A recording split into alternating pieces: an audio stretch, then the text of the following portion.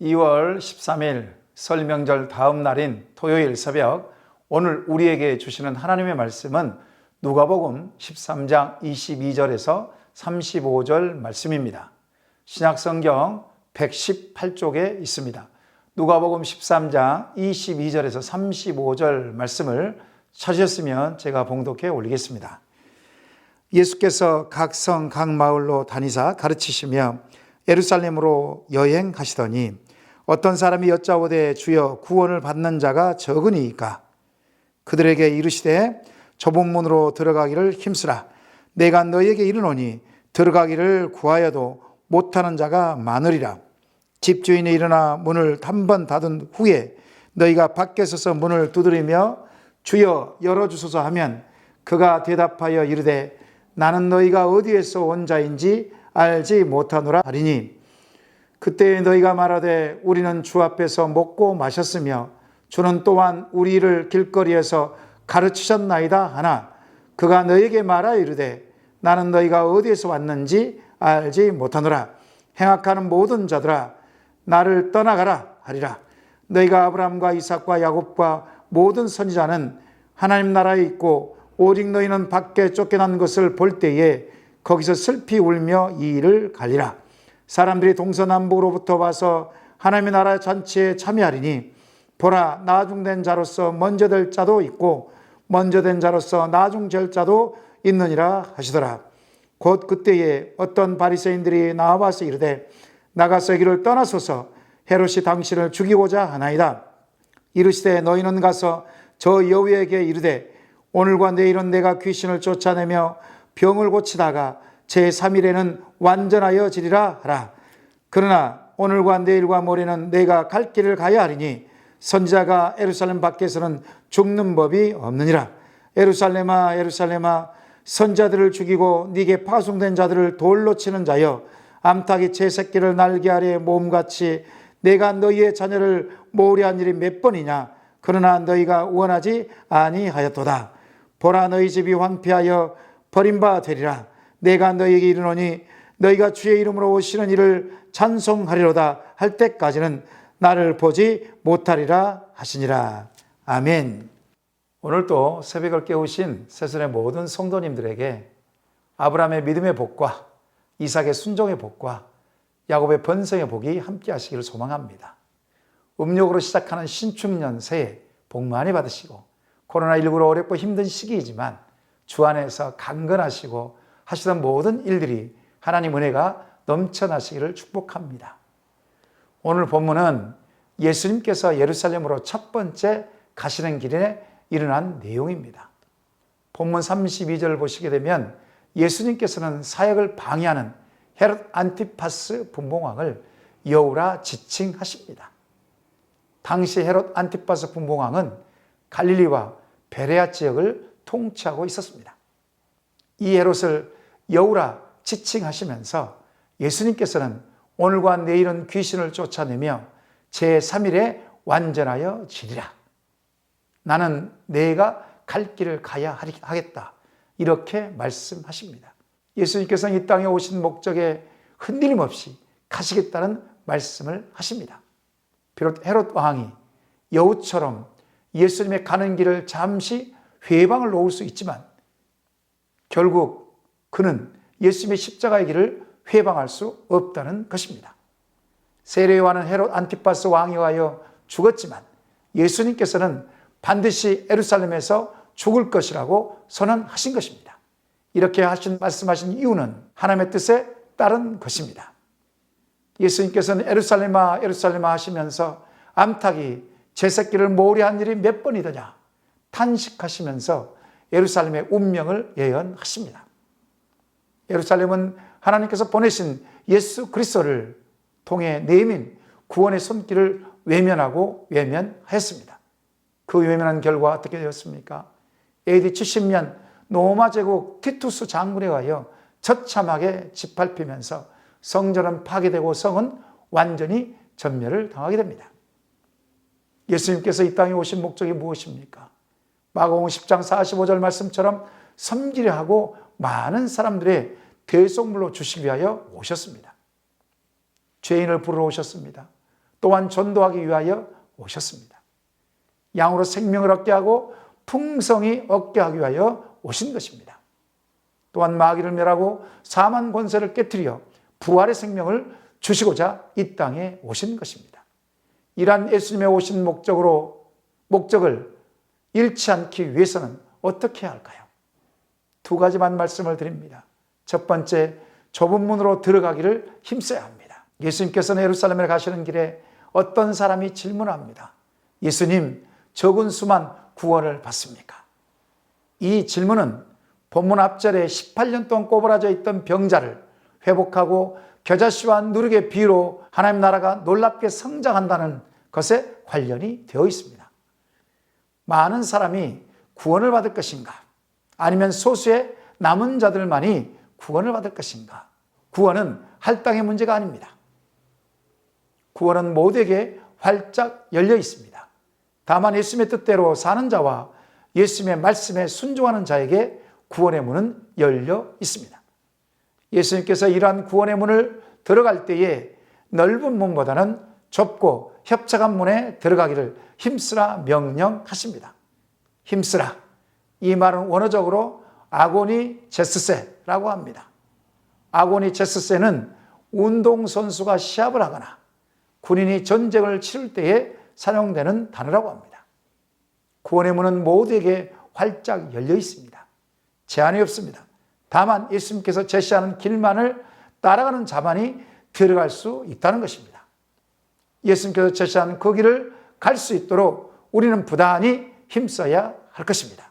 그렇다면 좁고 협착한 문, 어떤 문일까요? 자기를 부인하고 자기 십자가를 지고 예수님을 따르는 좁은 문입니다. 자기 자아를 십자가에 못 박고 육신의 생각이 아닌 성령의 생각으로 성실하게 하나님의 뜻을 이루는 문입니다. 예수님의 마음을 품고 높은 곳보다 낮은 곳을 으뜸보다는 나중을 선택하는 겸손하게 섬기는 문이라는 것입니다. 이러한 좁은 문으로 들어가기를 힘쓸 때에 우리 하나님께서는 기뻐하십니다. 2021년도를 다시 새롭게 시작하는 음력설에 하나님 앞에서 다시 결단하셔서 좁은 문으로 들어가기를 힘쓰시는 저와 여러분 다 되시기를 축원합니다. 두 번째, 예수님께서 오신 목적을 잃지 않기 위해서는 하나님 아버지의 뜻대로 행해야 합니다. 구원의 문은 항상 열려 있지만 구원의 문은 언젠가는 닫힙니다. 닫힐 때에 예수님을 믿는 우리 모두는 구원의 문 안으로 다 들어가야 할 것입니다. 만일 구원의 문이 닫혔는데 그때의 문 밖에 서서 문을 두드리면 이미 때는 늦습니다. 열어주실 것이라는 기대감을 가지고 문 밖에서 문을 두드리는데 그때 예수님께서 나는 너를 도무지 모른다 했을 때에 황당할 것입니다. 26절의 말씀처럼 아니 예수님 앞에서 먹고 마시고 할 것 다 했습니다. 예수님께서 길거리에서 말씀을 가르치실 것 다 들었습니다. 그런데 예수님 정말 저를 모르시겠습니까? 이런 질문에 예수님께서는 나는 너를 도무지 모른다. 행악하는 모든 자들아 나를 떠나가라. 이 말씀에 문 밖에 있는 자들은 하나님 나라 밖으로 쫓겨나 슬피 울며 이를 갈 것이라고 우리 예수님께서는 말씀하십니다. 사랑하는 여러분, 예수님께서는 왜 이런 자들을 모른다고 하셨을까요? 분명 같이 먹고 마시고 말씀도 들었다고 했습니다. 왜일까요? 그것은 예수님의 말씀을 듣고 행하지 않았기 때문입니다. 하나님의 뜻을 분명하게 알았음에도 불구하고 그 뜻을 행하지 않았기 때문에 그렇다는 것입니다. 이사야 선지자는 이사야서 29장 13절에 분명하게 이렇게 경고합니다.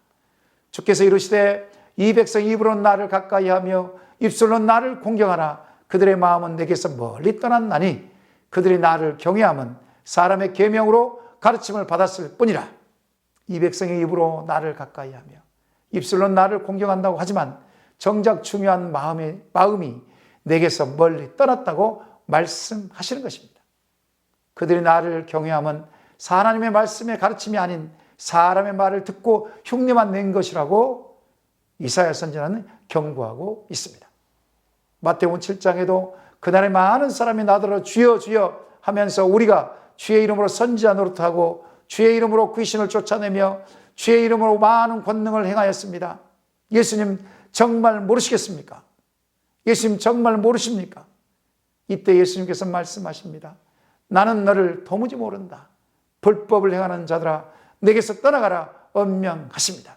사랑하는 여러분, 하나님 아버지의 뜻대로 행하는 것 정말 중요합니다.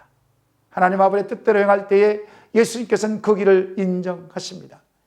우리가 여기에서 한 가지 짚고 넘어갈 것이 있다면 주일 성수를 잘하고 11조와 같은 예물을 드리고 꼬박꼬박 교회 봉사를 열심히 했을지라도 구원의 문 안으로 들어갔다고 착각해서는 안 될 것입니다.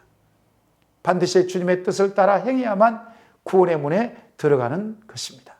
말씀을 정리합니다. 찬송가 191장 후렴구에 보시게 되면 좁은 길을 걸으며 밤낮 기뻐하는 것 주의 영이 함께함이라, 이런 후렴구가 있습니다. 찬양은 쉽지만 삶을 살아내기는 쉽지 않습니다. 삶을 살아내기 위해서는 성령님의 강권적인 도우심이 필요합니다. 성령의 도우심과 인도하심을 받으면 예수님을 따르는 것, 하나님의 뜻대로 사는 것, 하나님께 영광 돌리는 것 살아낼 수 있습니다. 나의 힘과 능력이 아닌 성령의 도우심으로 얼마든지 살아낼 수 있습니다. 오늘도 나의 힘과 능력이 되신 성령님의 도우심으로 우리 주님께서 기뻐하시는 그리스도인들이 다 되시기를 축원합니다. 이 시간 말씀 기억하며 기도하시겠습니다. 하나님, 신앙생활하면서 넓은 문보다는 좁은 문으로 들어가기를 힘쓰는 자가 되게 하옵소서. 항상 구원의 문은 활짝 열렸으나 구원의 문만 안에 들어가기를 쉽지 않다는 것을 잘 인식하며 오늘도 예수님의 말씀에 따라 순종하며 또 하나님의 뜻을 행하는 자가 되게 하옵소서. 이와 같은 기도 제목 가지고 주여 한번 부르시고 합심하여 기도하겠습니다.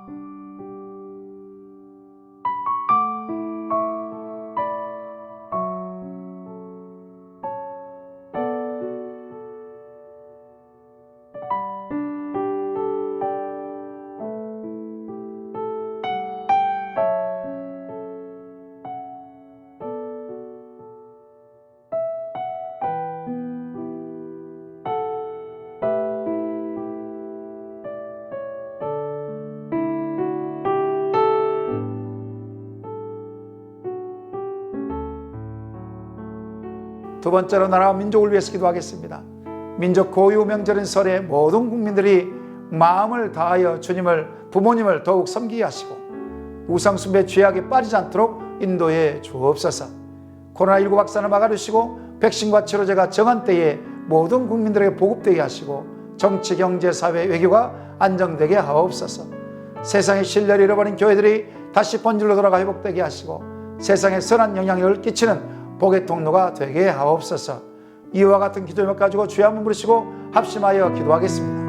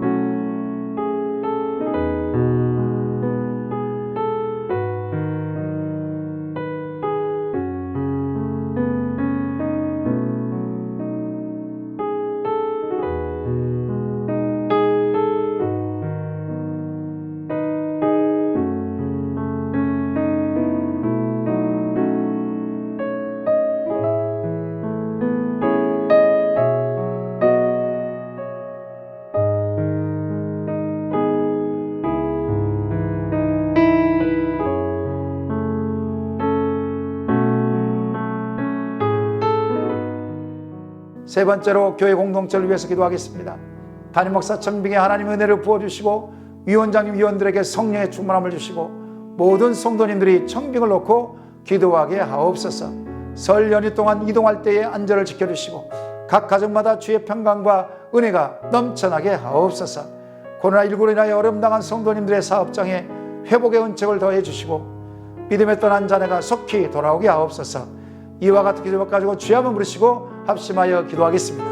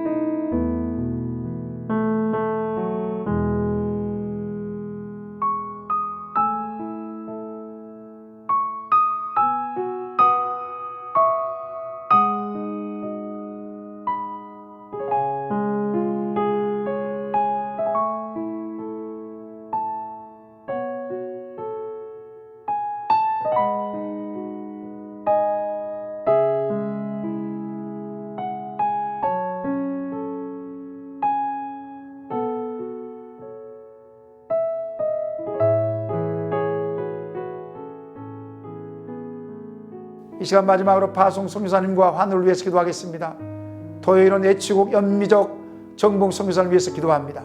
성령의 충만함을 주시고 가족들의 안식년 동안 강건하게 하시고 전도했던 영혼들이 주께 돌아오고 제2기 사역자가 잘 결정되게 하옵소서.